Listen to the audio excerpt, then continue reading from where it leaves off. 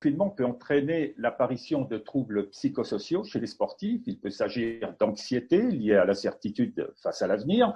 Il peut s'agir aussi de stress post-traumatique en lien avec la confrontation de près ou de loin avec la mort, ou encore d'un sentiment d'isolement face à ce confinement, à la perte du collectif, la perte des habitudes, la perte du soutien.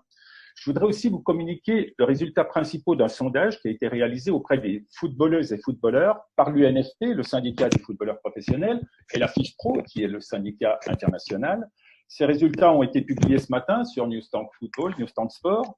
29% des joueurs et 39% des joueuses avouent ressentir de l'anxiété à cause de la crise sanitaire qu'on traverse.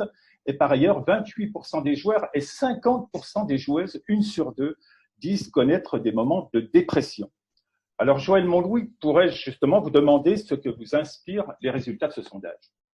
Merci beaucoup, Dominique Cordier, pour cette question. Comme l'indiquait Laurent Felous, nous savons que cette période de pandémie est plus ou moins anxiogène pour chacun d'entre nous. Et malheureusement, comme le rappellent tristement vos chiffres, les footballeurs professionnels ne font pas exception. Et a priori, on peut raisonnablement penser que ces chiffres vont bien au-delà des footballeurs et trouvent à s'appliquer finalement à l'ensemble des sportifs et du monde sportif dans son entier. Donc là, bien évidemment, on voit poindre la question donc, de ce stress engendré par cette situation et la question de risque traumatique. Donc bien évidemment, qu'il va falloir gérer et on peut se poser la question de savoir qui va devoir gérer ce fameux risque traumatique. Et donc de ce point de vue-là, on a deux cas de figure assez distincts à mettre en balance. Il y a d'une part effectivement les sportifs issus de sports collectifs. Donc là, il appartiendra clairement à l'employeur de tenir compte donc, de tous ces risques psychosociaux au titre de son obligation légale, mais également contractuelle de sécurité concernant la protection de la santé des travailleurs, donc qui vise bien évidemment expressément la santé mentale. Et à côté de ça, se pose aussi la question, cette même question pour les sports individuels. Donc là aussi, ils peuvent bénéficier d'une protection légale concernant leur sécurité. Donc cette protection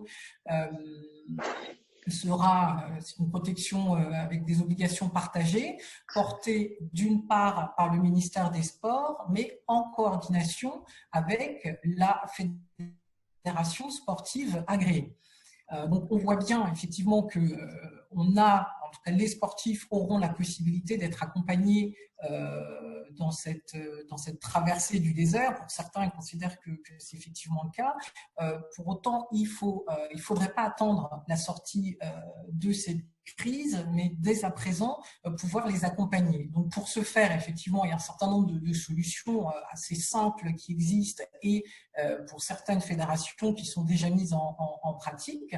C'est d'une part être en capacité de maintenir le lien à distance, notamment à travers des actions d'information, de sensibilisation. Ça peut aussi être le fait d'adapter le plus possible le travail, ou encore, ça ce sera l'élément le plus important, ce sera de faire appel à des spécialistes, notamment des psychologues, afin de pouvoir libérer le plus possible la parole.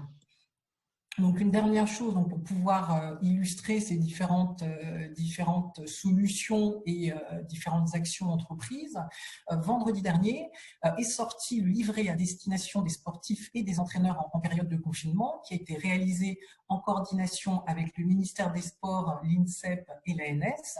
Et là, justement, ils ont essayé de donner un certain nombre de conseils, un certain nombre d'outils aux sportifs afin que ces derniers puissent gérer au mieux le stress induit par cette situation finalement inédite pour tous. Donc, voilà les quelques observations, Dominique Cordier, que je pouvais faire sur ces chiffres, mais bien évidemment, il s'agira d'un sujet à suivre très attentivement.